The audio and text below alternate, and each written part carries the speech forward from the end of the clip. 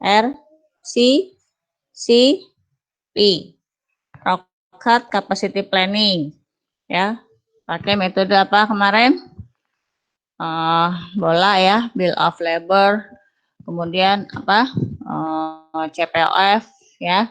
Kemudian pakai resource planning juga bisa.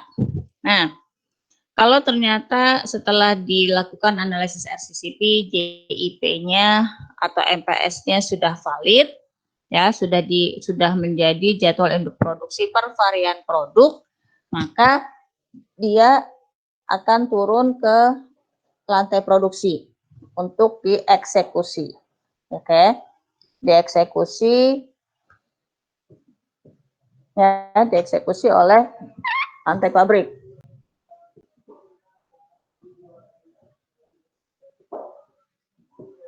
Untuk lantai pabrik. Nah, selanjutnya apa?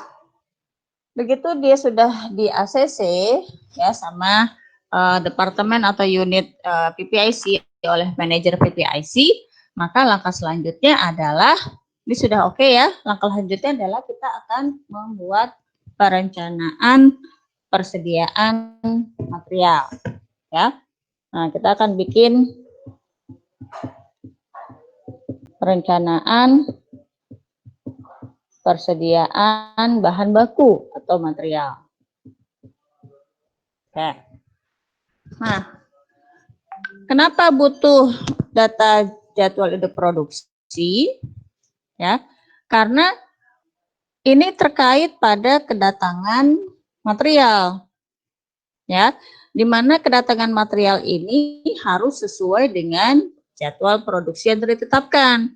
Jadi jangan sampai sudah dijadwalkan tanggal 5, ya, jadwalkan tanggal 5, kemudian kita telat mesen, akhirnya barangnya baru datang tanggal 10.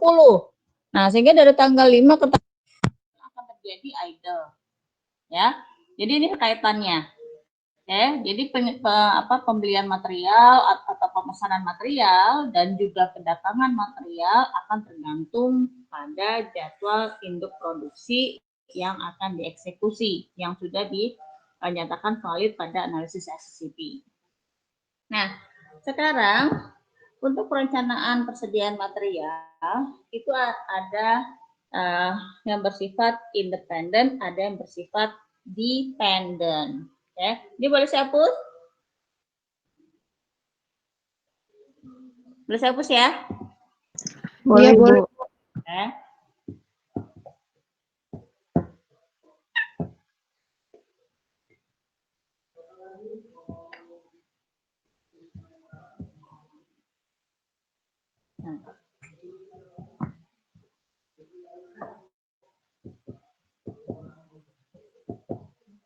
Perencanaan persediaan material ini ada yang dependent, ya, ada yang independent.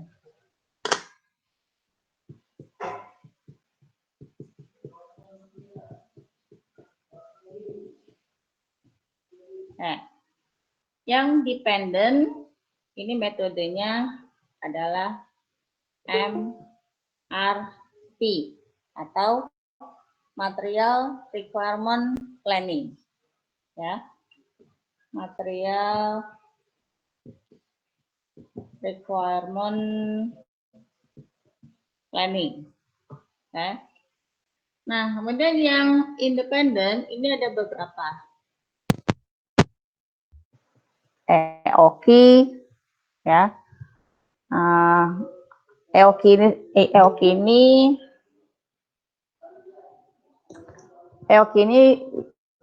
seringkali disebut dengan key system.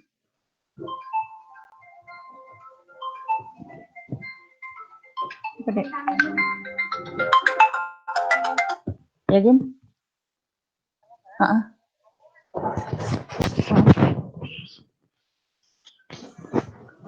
Gimana? Siapa tuh? Nggak boleh. Nggak boleh. Kan wajib ya.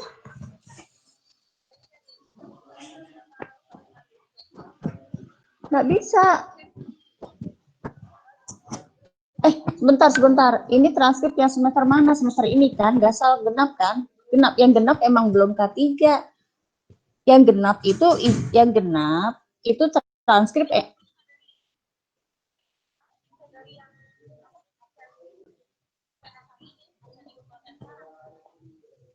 sebentar.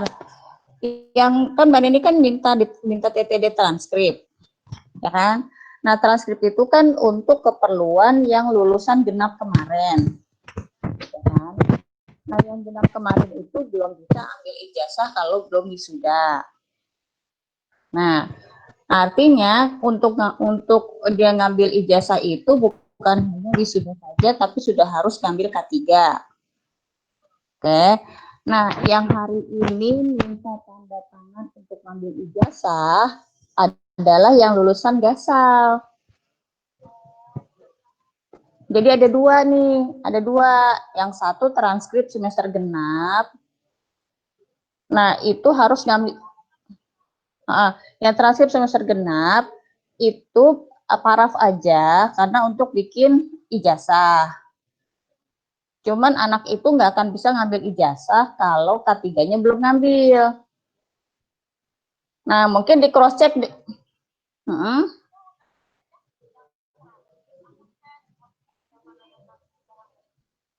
Enggak, itu pasti belum pada ngambil. Makanya dicek ke mana? Hah? Dicek ke K3.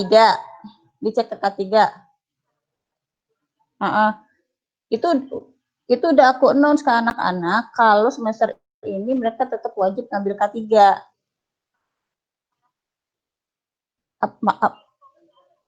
Ya nunggu ijazahnya. Di announce saja ke kelasnya si Aswat ya. Kelompoknya Aswat kan? Diumumin aja ke kelasnya Aswat, angkatan kamu ini nggak bisa ngambil ijazah kalau K3 belum ngambil, karena itu wajib. Gitu. Jadi kalau misalnya ya itu udah aku umumin, kan sama Oji juga udah diumumin. Jadi yang IRP ini pilihan semester ini, tapi di besok genap itu wajib dua-duanya. K3 balik ke terapi. Dan makanya yang sekarang semester 7 angkatannya si Nomi, aku suruh ngambil IRP sekarang supaya besok dia tinggal ngambil K3 gitu. Lulusan iya yang ijazah yang gasal.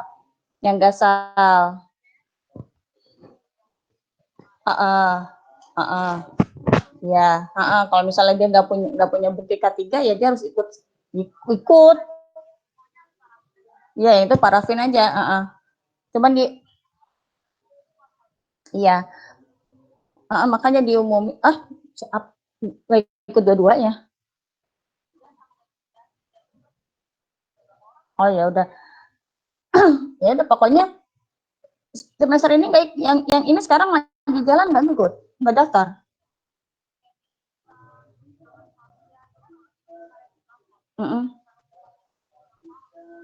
Ya udah dikasih tahu aja deh anak-anak itu, pokoknya kewajiban kita K3 dari dulu kan emang K3. Jadi kalau dia nggak, ya pokoknya kalau nggak ada sertifikasi K3 ijazah nggak turun gitu aja. Gituin. Jadi kalau misalnya nanti mereka bergerombol banyak, mungkin kita akan ada yang gelombang kedua kalau mereka bergerombol gitu. Diingetin aja anak-anak. Aku udah ngomongin kok. Ke Oji udah kasih tahu. Udah diumumin, tinggal anaknya ditekenin lagi aja, nggak bisa ngambil ijazah besok. Dia kan wisuda dulu nih. Habis wisuda dia nggak akan bisa ngambil ijazah kalau K3-nya belum keluar. Gitu.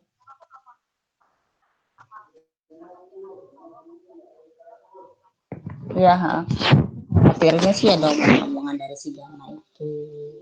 Makanya aku bikin pengumuman wajib yang K3.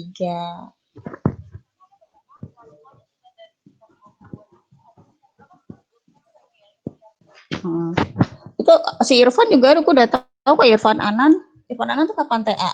Kemarin kan? Nggak tahu.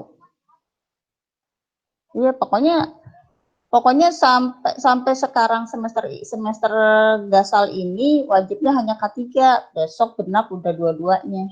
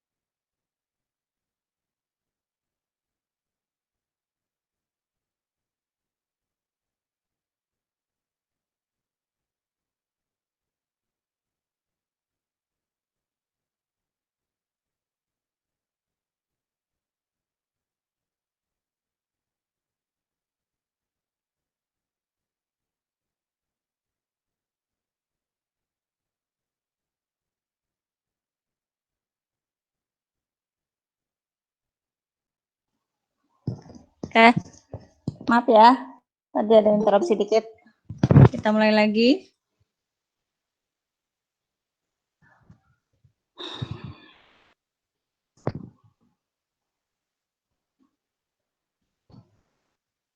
Nah, jadi EOKI disebut juga dengan key system. Selain itu ada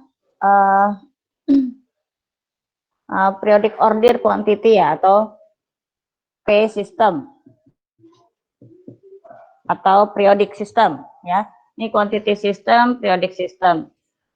Kemudian ada pemesanan barang yang dilakukan secara bertahap atau economic production quantity ya. Pengiriman barang atau pemesanan barang yang dilakukan secara bertahap. Kemudian ada juga yang EOKI quantity discount. Ya, ada EOKI quantity discount. Quantity discount. Oke. Nah, jadi nanti kita akan belajar perencanaan persediaan material.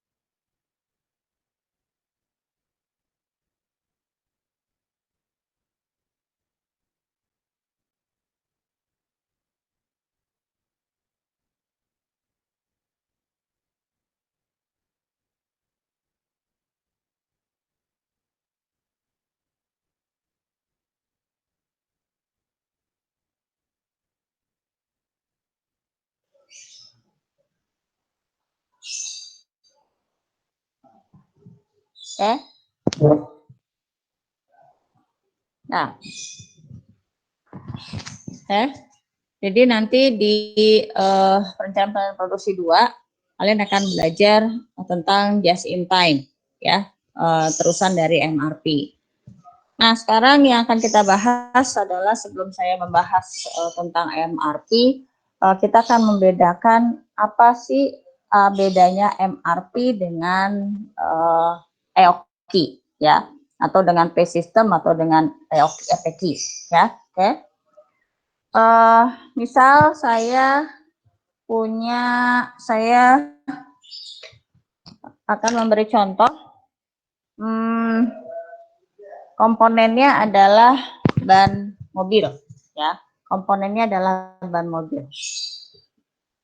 Komponen yang akan kita bahas adalah ban mobil. Oke. Ada 2 perusahaan. Yang satu adalah manufaktur otomotif ya, misalnya saja Honda. Oke. Honda adalah perusahaan manufaktur yang memproduksi mobil ya. Kemudian ada bengkel.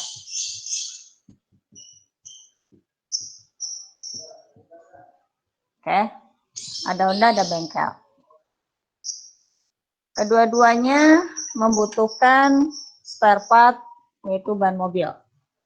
Ya, Honda butuh ban mobil untuk produksi mobilnya, bengkel juga butuh ban mobil, ya, karena akan ada konsumen yang membeli spare part, yaitu ban mobil. Sekarang apa bedanya perencanaan material? Ya, perencanaan ban mobil di Honda dengan perencanaan ban mobil di bengkel. Saya mulai dulu dengan forecast. Ya, saya nggak mau asal membeli, karena kalau saya asal membeli, maka efeknya adalah akan terjadi surplus atau akan terjadi stock out. Ya, kalau saya surplus, maka saya akan nimbun banyak ban mobil. Ya, kalau saya nimbun terlalu banyak, saya butuh tempat. Ya, nah maka akan ada biaya untuk menyewa ruangan. Kemudian butuh juga pemeliharaan, karena ban mobil kalau disimpan sembarangan maka dia akan rusak, yang berefek pada kalau bannya rusak kan menimbulkan kecelakaan. Ya, kemudian saya juga harus memaintain supaya jangan ada yang mencuri, gitu kan ya. Nah sehingga akan muncul akan muncul biaya-biaya yang terkait dengan penyimpanan ban mobil. Nah, kalau saya nggak mau surplus, maka saya belinya pas-pasan. Syukur-syukur pas. Tapi seringkali terjadi kekurangan, stock out. Nah, jika terjadi stock out, maka saya akan terkena resiko kehilangan pelanggan, ya, atau loss. Jadi saya akan kesempatan untuk meraih keuntungan, ya. Nah, kemudian belum lagi akan ada ketidakpuasan dari pelanggan, kemudian mouth to mouth, cerita ke sana ke sini, sehingga menyebabkan perusahaan kita namanya menjadi jelek karena seringkali terjadi stock out. Belum lagi kalau kemudian saya terkena penalty cost, ya, ya. Apa Jin?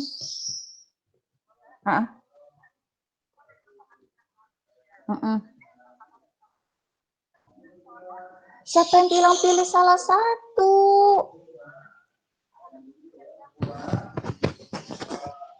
Enggak, ya Allah, pengumuman di OJI itu aku bilang semester ini wajib untuk K3. Siapa yang bilang? Coba kirim ke aku deh, aku pilih salah satu.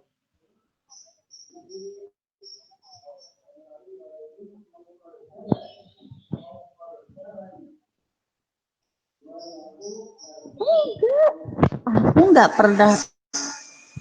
Aku nggak pernah. K3 wajib kan? Tasya, aku nggak pernah ngomong sama Tasya loh.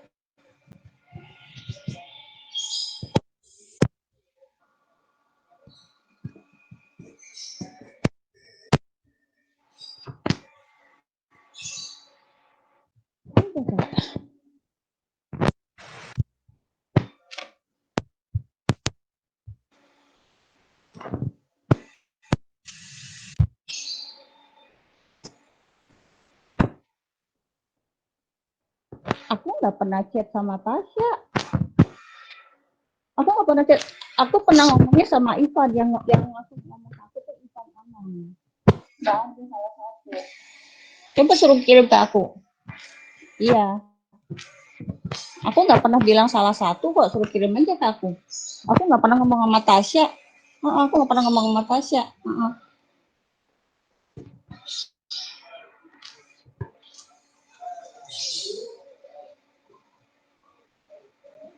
Ya coba kirimin aja ke aku. Aku nggak pernah bilang salah satu kok. Ya, oke, thank you.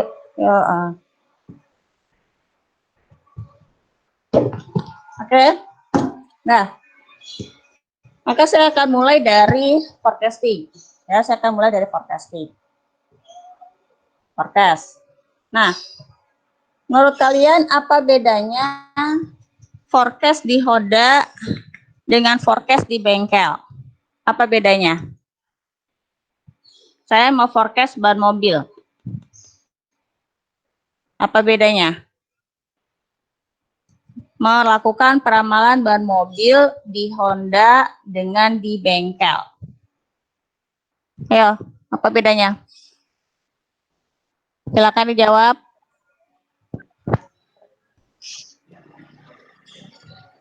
Ada yang tahu bedanya?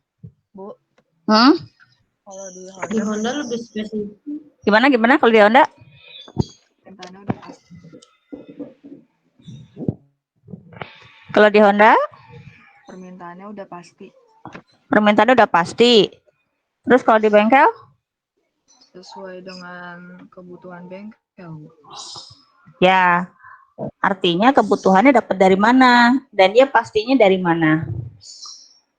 Si bengkel tadi kan katanya sesuai kebutuhan. Nah, sekarang pertanyaannya, bengkel dapat data kebutuhan dari mana? Kemudian si Honda juga dapat data pasti, dapat dari mana? Lihat bentuk usahanya ya. Manufaktur, jasa. Dia memberikan jasa dan penjualan spare part. Jasa penjualan, jasa apa namanya, servis ya. Ini manufaktur. Kalau saya ingin memforecast ban mobil, data Biasanya apa sih yang kalau saya bengkel, gimana?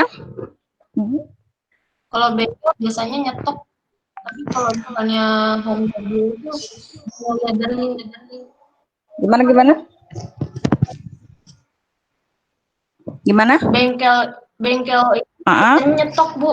Bengkel Tapi nyetok. kalau misalnya Honda ya, kalau misalnya Honda itu emang ada permintaan dari sebuah bengkel atau apa namanya, yang kayak gitu-gitu. Jadi emang udah ditentuin gitu kalau di Honda, udah oh ada gitu. ketentuannya berapa.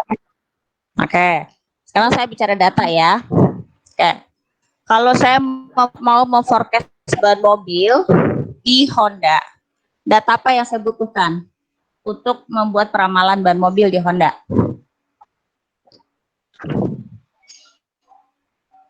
Data apa yang saya butuhkan?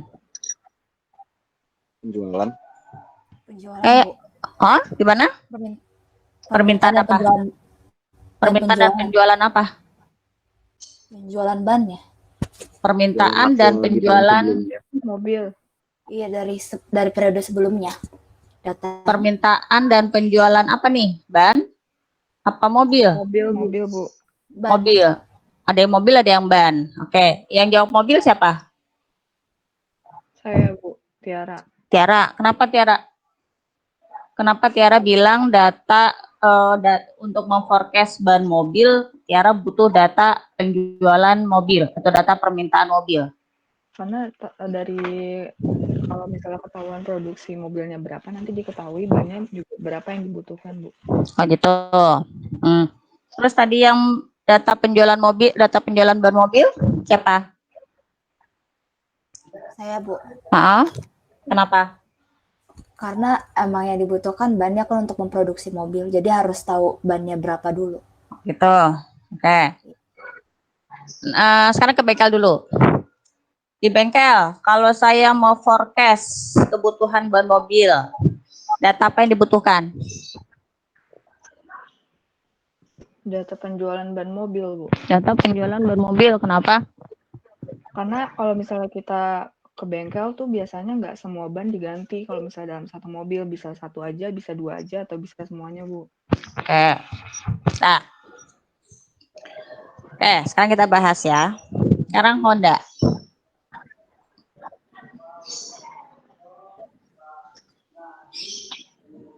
Honda, ya.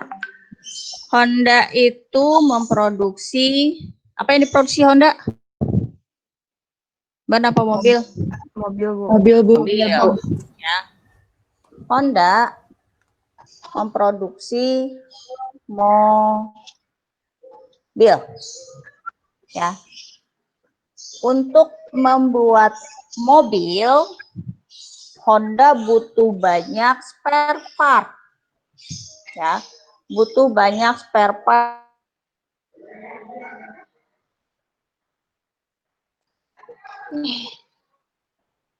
Koneksi A.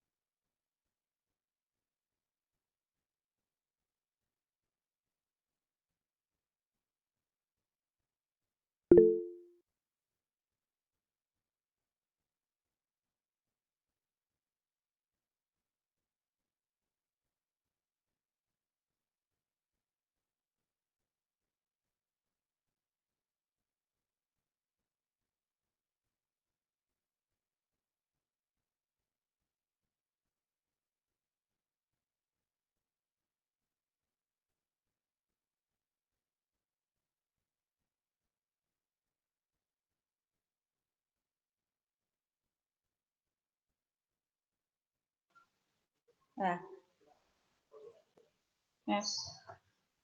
kalau Honda ingin menentukan berapa banyak komponen yang harus dia beli bulan ini, berapa banyak ban mobil yang harus saya siapkan, berapa banyak baut yang harus saya siapkan, berapa galon cat yang harus saya siapkan, berapa unit engine yang harus saya siapkan, knalpot, setir, kaca spion, lampu, bla bla bla, yang komponennya itu bisa ribuan, ya, maka dia harus tahu dulu berapa mobil yang mau dibuat, ya.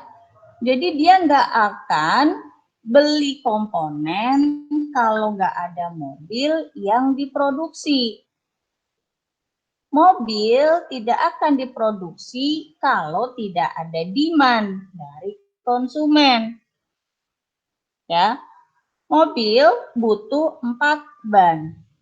Oke, sehingga untuk menyiapkan banyaknya ban yang harus dibeli, maka tergantung pada jumlah mobil yang mau dibuat. Jangan sampai mobilnya mau dibikinnya 100, ya 100 unit, maka butuh 400 unit ban, komponennya atau bannya hanya bikin misalnya 495. Nah, kurang dong bannya, ya. Kalau dijadiin unit nanti jangan-jangan cuma jadi 90,5 unit. Kalau bannya kurang, mobilnya nggak akan jadi. Misalnya bannya hanya ada 3. Mana bisa jadi mobil 1 unit. Ban 1 unit mobil butuh 4. Gitu ya. Nah, sehingga komponen pada Honda, ya, pada Honda yang harus di forecast adalah mobilnya, bukan komponennya. Ya, jadi kalau nanti kalian datang ke perusahaan kemudian kalian ingin mengetahui berapakah kebutuhan komponen, ya maka kalian yang harus forecast-nya dulu ke produk induknya. Produk induknya apa sih? Gitu. Ya, misalnya kalian mau ke produk tekstil misalnya, misalnya ke Tira, misalnya ke Tira sekarang si Levi's misalnya, ya kamu datang ke perusahaan tekstil, kemudian kamu datang ke konveksi Levi's misalnya. Nah, terus kemudian kalian ingin memperhitungkan berapakah banyaknya zipper yang dibutuhkan. Oke. Nah, kalian nggak akan bisa memforecast zipper kalau si jeansnya, celana jeansnya itu belum di forecast. Jadi yang kalian harus forecast adalah jeansnya dulu. Ya, atau ornamen deh, ornamen yang biasanya di samping celana jeans itu kan suka ada kancing kecil-kecil tuh. Ya, biasanya sebelah kiri 2, sebelah kanan 2 misalnya. Nah, kalian nggak akan bisa memprediksi, nggak akan bisa menentukan berapa kebutuhannya si aksesoris celana jeans kalau celana jeansnya sendiri belum di forecast. Jadi kalau satu jeansnya butuh 4 aksesoris, 4 kancing kecil aksesoris, ya, terus kemudian kalian hanya punya 3, ya nggak akan jadi satu celana jeans. Nggak ada yang beli. Ya, orang pasangnya 4 tapi kurang 1. Siapa yang mau beli celana jeansnya? Itu kan jadi masuk dalam kategori produk reject. Gitu ya. Jadi yang harus kalian forecast adalah produk induknya. Dari produk induknya itu baru bisa turun ke komponen. Ya, tadi sebagai contoh, ya butuh engine 1. Jadi kalau saya bulan ini memproduksi 100 mobil, maka engine harus saya siapkan. Kemudian ban butuh 1 unitnya 4, maka untuk memproduksi 100 mobil saya butuh ban 4. Jadi harus di-forecast adalah mobilnya, bukan bannya. Nah, sehingga data yang dibutuhkan adalah data demand mobil. Ya, historis. Kemudian di-forecast mobilnya, baru di-breakdown ke material atau ke komponen. Oke. Nah, sementara si bengkel tidak produksi. Dia adalah perusahaan jasa yang menjual spare part.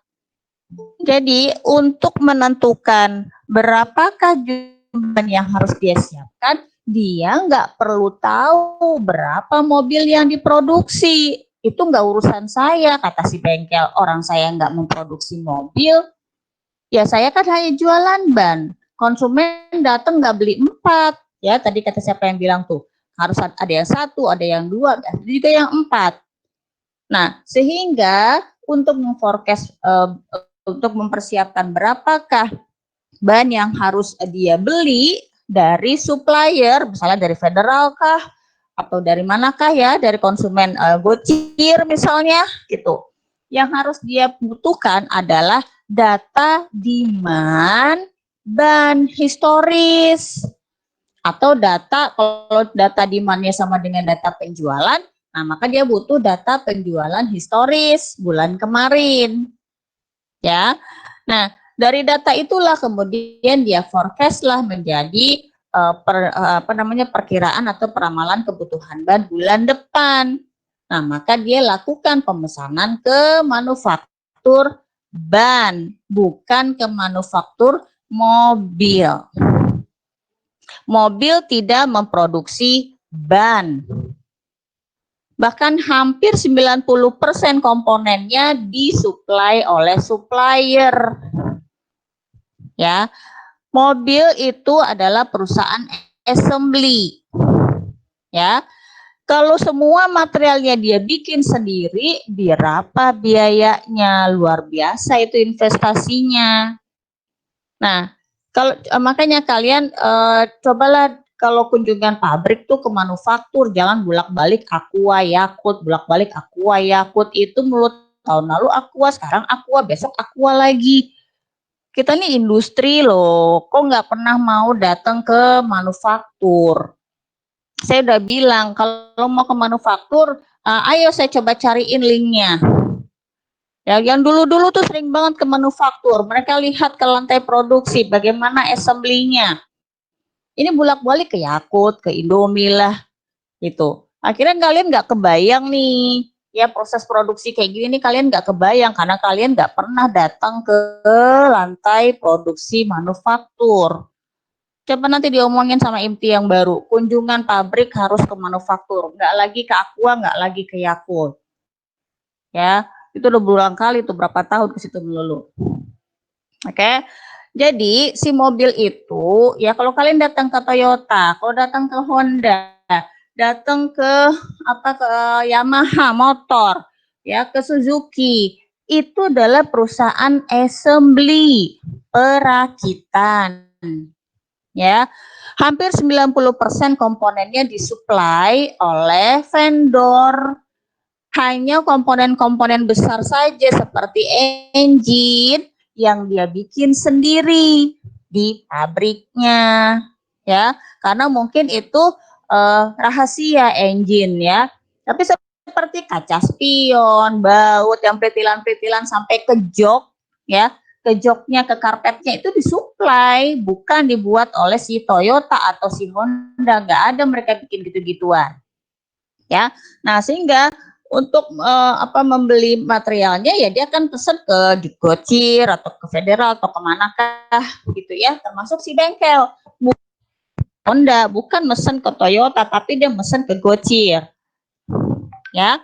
Nah inilah akan membedakan ya mana yang dependen, mana yang independen. Honda perencanaan kebutuhan materialnya bersifat dependen. Ya, kenapa disebut dependen? Karena tadi kalian lihat bahwa untuk menentukan kebutuhan materialnya terhadap produk induk yang dibuat. Maka akan ada ketergantungan terhadap jumlah. Mau mobilnya 100, maka komponennya tergantung pada 100 unit mobil yang dibuat. Maka akan butuh kaca spion samping kiri kanan 2. Ya, kemudian butuh engine 1 dan seterusnya. Kalau bengkel dia sifatnya independen karena tidak tergantung pada produk induk. Nggak peduli mobil yang dibikin berapa ratus ribu per bulan, dia nggak ngaruh. Yang dia pikirkan adalah karena saya hanya jualan ban, maka data yang saya butuhkan hanya data permintaan ban. Maka dia disebut independen. Ya, tidak tergantung pada produk induk.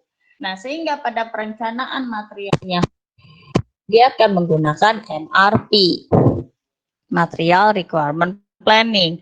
Sementara pada bengkel dia bisa menggunakan EOT, bisa menggunakan periodic system, ya, bisa gunakan key system, bisa menggunakan periodic system. Oke, sementara EPK ini adalah kalau materialnya dan produk induknya dikerjakan sendiri di perusahaannya, dan kemudian atau bisa saja disuplai dari luar, tapi pengirimannya secara bertahap. Nah, oke, sampai sini paham bedanya antara independen dan ada yang misalnya sampai sini? Belum ada, Bu. Belum, Bu. Oke. Nanti di dalam MRP pun akan ada perhitungan EOQ, ada perhitungan P-System untuk menentukan lot size. Ya, nanti akan saya jelaskan tentang MRP. Ini boleh dihapus atau mau dicatat? Dihapus saja ya. Boleh dihapus ya? Iya, Bu.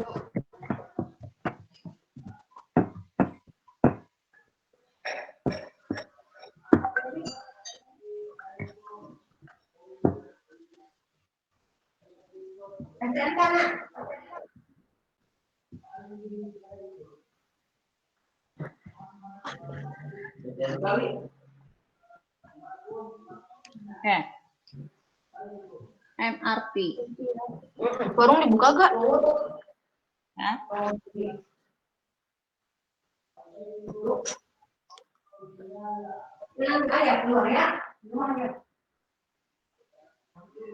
Ya. Data yang dibutuhkan untuk MRP adalah pertama kali adalah bill of material. Pernah dengar? Iya. BOM. Bill of material pernah dengar? Iya, pernah, Bu. Benar. Kalian belajar BOM di mana? P2, Bu. P2. Pengembang produk ya. Nah, dari BOM inilah kita akan tahu berapa material yang dibutuhkan, yang akan tergantung pada produk induknya. Ya. Kemudian yang kedua adalah data MPS, Master Production Scheduling atau jadwal induk produksi yang sudah divalidasi tadi. Ya. Kemudian yang ketiga adalah data lead time. Ya, lead time pemesanan ataupun lead time produksi.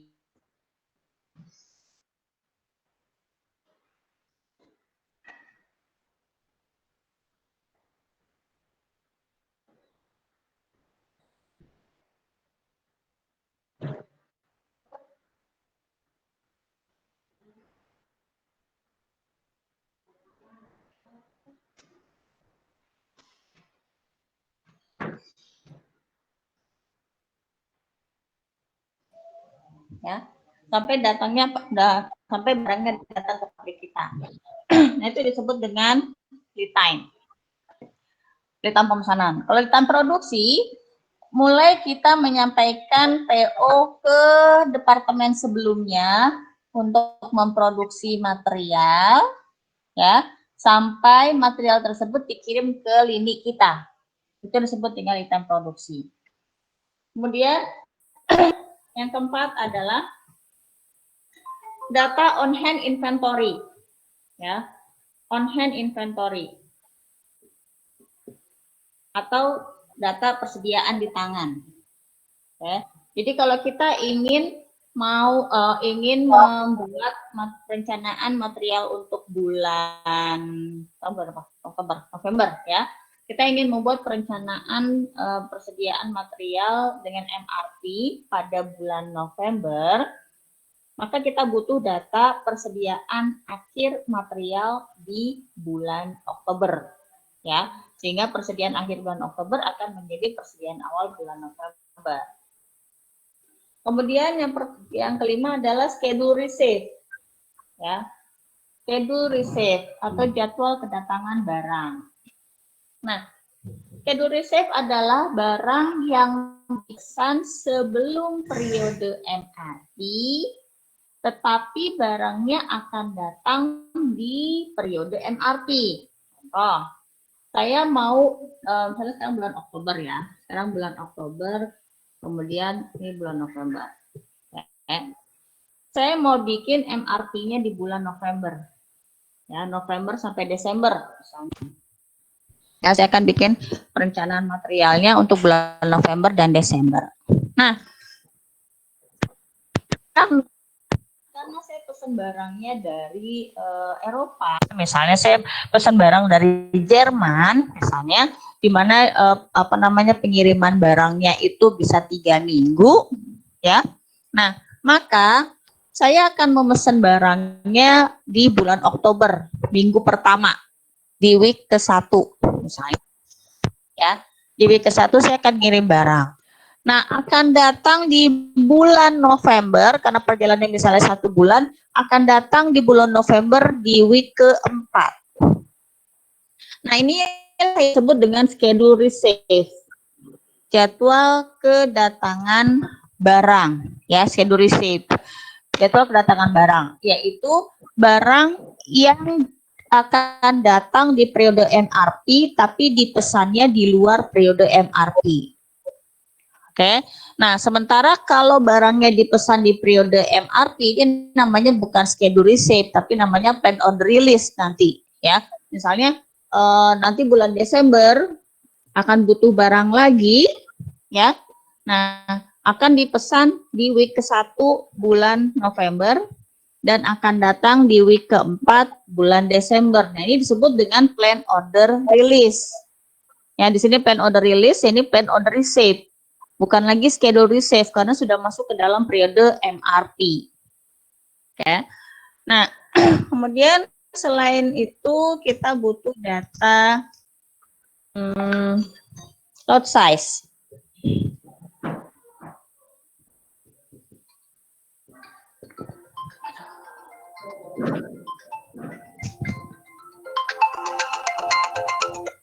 Mas Arief, aku lagi ngajar, nanti aku telepon balik ya.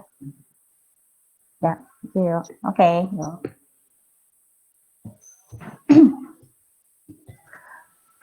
Oke. Nah, lot size. Nah, lot size ini tadi, ya, yang tadi saya sebutkan, dia bisa berupa economic order quantity atau key system, bisa berupa periodic order quantity atau P system, ya, periodic order quantity atau P system. Atau bisa berupa juga lot for lot, ya, atau bisa juga fixed order quantity, ya. Jadi ada 4 lot size yang bisa kita gunakan untuk menentukan jumlah barang yang akan kita pesan. Nah, apa bedanya di sini? EOQ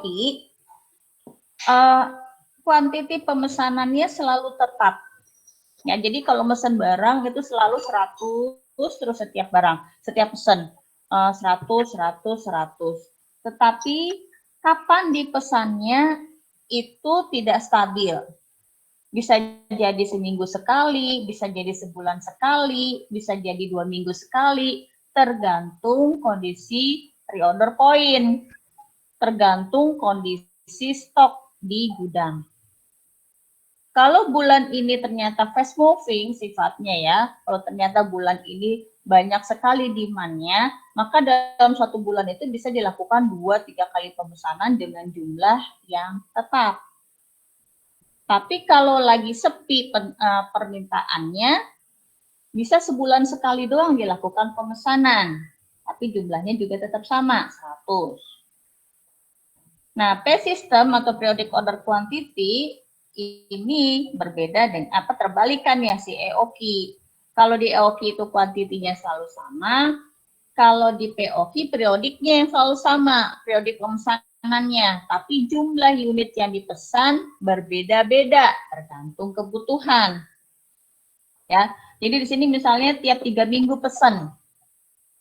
Ya, minggu ini saya pesan 100. Ya, kemudian minggu kedua, minggu ketiga, minggu keempat saya pesan lagi. Tapi jumlahnya beda karena kebutuhannya juga beda antara 3 minggu yang lalu dengan 3 minggu sekarang ini kebutuhannya beda. Ya, sehingga periode pemesanannya selalu stabil, selalu konstan, tapi kuantitinya berbeda-beda. Nah, kalau lot for lot, ini memesan barang sesuai kebutuhan. Butuh 4, pesan 4. Butuh 1, pesan 1. Butuhnya 100, pesan 100. Ya, karena pemesanannya sesuai dengan kebutuhan, maka pada lot for lot, frekuensi pemesanannya akan sangat sering sekali. Ya, jadi kalau misalnya kondisi stok outnya sudah kosong saat ini, kemudian besok mau produksi sebanyak 5, maka dia pesan 5. Besok lagi, ya 2 hari lagi butuh 10, maka dia pesan 10. Ya, sehingga pesan terus setiap kali mau produksi pesan, setiap kali mau produksi pesan. Sehingga frekuensi pemesanannya selalu akan jumlahnya banyak ya dibandingkan dengan EOQ dan POQ. Cuma kelebihannya adalah pada lot for lot memang frekuensi pemesanannya sering sehingga biaya pemesanannya menjadi banyak, tetapi dia tidak ada stok. Ya, dia tidak punya inventory karena dia melakukan pemesanan sesuai kebutuhan. Pada periodic order quantity, ya, mesennya lebih sering daripada mesennya sedikit lebih jarang dibandingkan lot for lot, ya, dan dia tidak punya stok juga, hampir tidak punya stok di POQ. Sementara EOQ jarang mesen, tapi dia stok karena jumlah barang yang dipesan biasanya cukup banyak. Ya, sehingga masing-masing ini ada kelemahan dan ada kelebihan, ya. Ada yang sering pesan tapi nggak ada stok, ada yang sering pesan tapi sama sekali nggak ada stok, gitu ya. Nah, yang FOQ atau fixed order quantity ini sama sebenarnya dengan EOQ. Hanya saja EOQ sesuai namanya adalah economic order quantity. Jadi pada saat dia menentukan jumlah pemesanan, ya, pada saat dia menentukan jumlah pemesanan, ini dihitung dengan menggunakan rumus. Ya, jadi karena dia menggunakan rumus, maka jumlah unit yang dipesan ini akan ekonomis.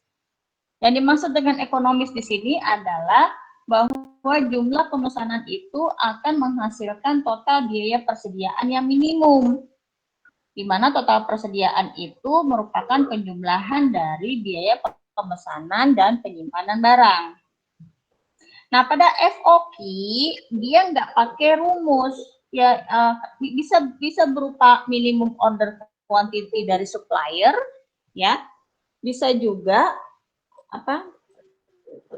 bisa berupa minimum order dari supplier, bisa juga intuisi dia, misalnya karena memang dia sudah terbiasa mesennya sebanyak 100 setiap kali pesan, ya udah 100 aja, tanpa dia mempertimbangkan 100 unit yang dia pesan itu ekonomis atau tidak, gitu.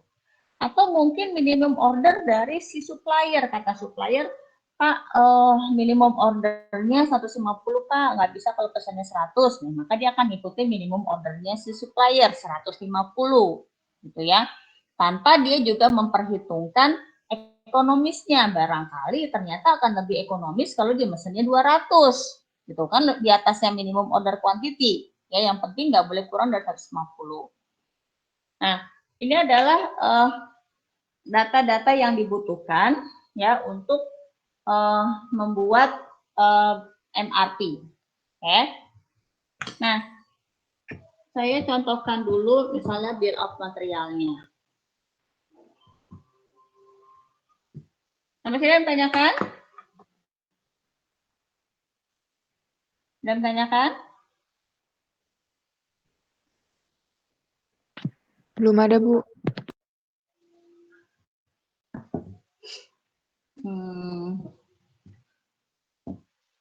Misalnya saya mau bikin apa ya? Yang dulu deh.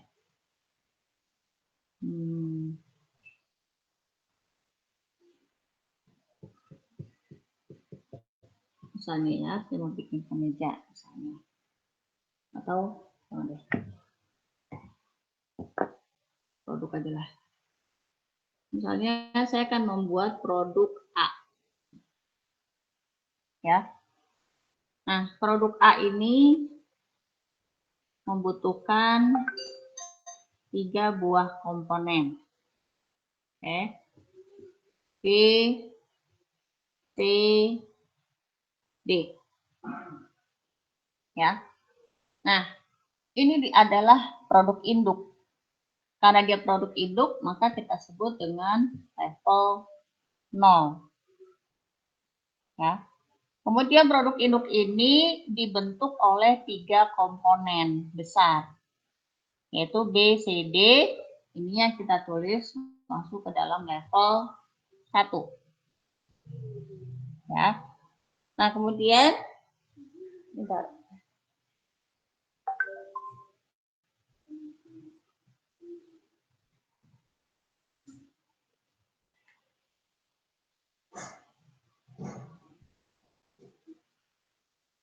Oke.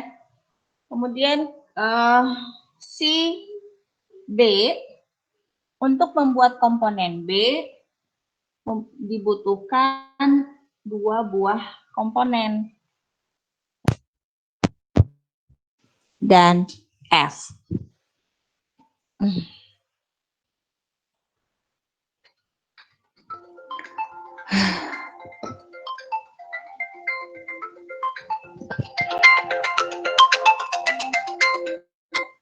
Halo.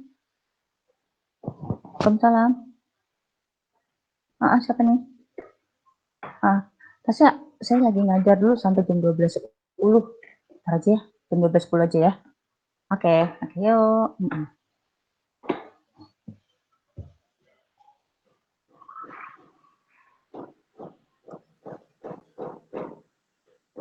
Berarti EF-nya level 2.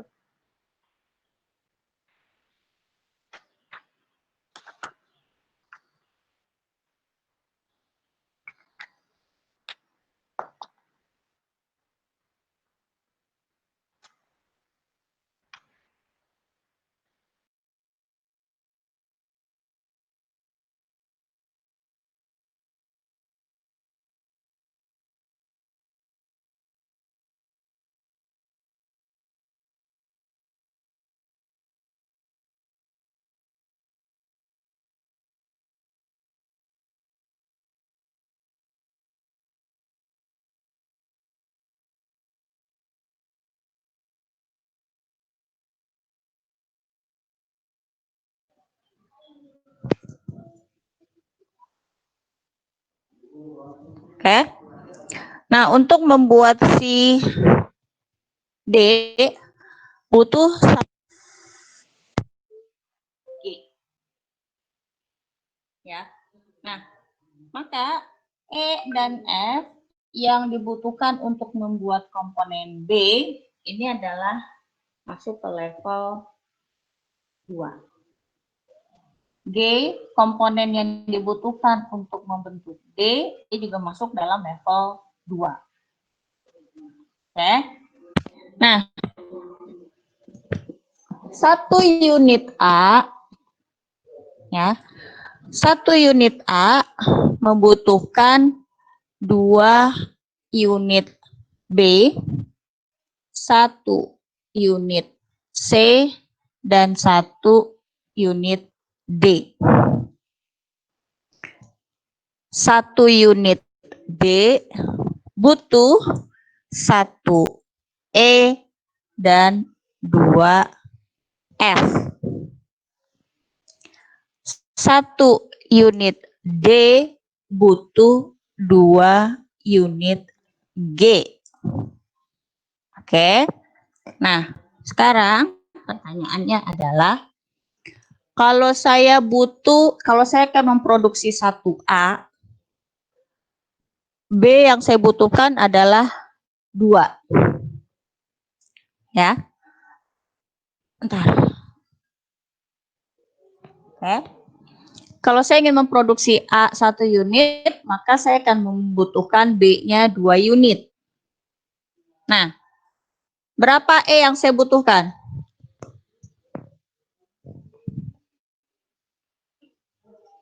Saya mau bikin A-nya 1. Saya mau bikin A-nya 1, kemudian untuk membuat 1A, B-nya butuh 2.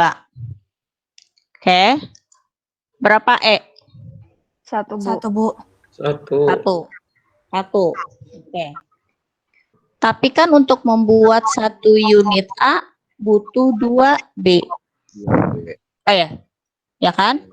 1 unit B, 1 unit B butuh 1 E. Jadi kalau B-nya 2, E-nya adalah 2. Jadi kamu bacanya jangan ini 1, ini 2, ini 1. Semuanya hitungannya 1, 1, 1, 1, 1. 1 unit A butuh 2 unit B. 1 B butuh 1 E. Jadi kalau saya mau butuh 2 B untuk 1 A, maka E-nya kalikan 2. Maka E-nya butuh 2. Oke. 1 B butuh 2 F. Karena B-nya butuh 2, maka F-nya butuh 4. 4. Paham sampai sini? Paham. Paham ya? Oke. 1A butuh 1 C. 1A butuh 1 D. 1 D butuh 2 G. Oke. Maka kalau saya ingin membutuhkan 1 D, maka G-nya saya butuhnya 2. Oke. Sekarang saya ganti. Saya mau bikin A-nya ini 1 ya. Sekarang saya mau bikin A-nya 2. B-nya 4. 4. C-nya 1. 2. 2. Kan 2. Iya, Bu. B-nya 2. 2. 2. Oke. 2A ya. 2A 4B. Oke. 1B butuh 1 E. Maka 4B butuh 4 E. 4 E. 4 E. Berapa F? 8. Udah 8. Sampai sini oke? Ya, Bu. Oke, Bu. Oke ya. Apa saya? Udah selesai belum coachnya? Tanya Mama kasih deh. Tanya Mama kasih dulu. Bilang apa namanya, ada WA-in Mama kasih.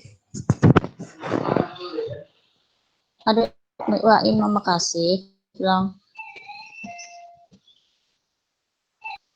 Oh, salah. Oke. Sekarang kita lihat ke materi ya.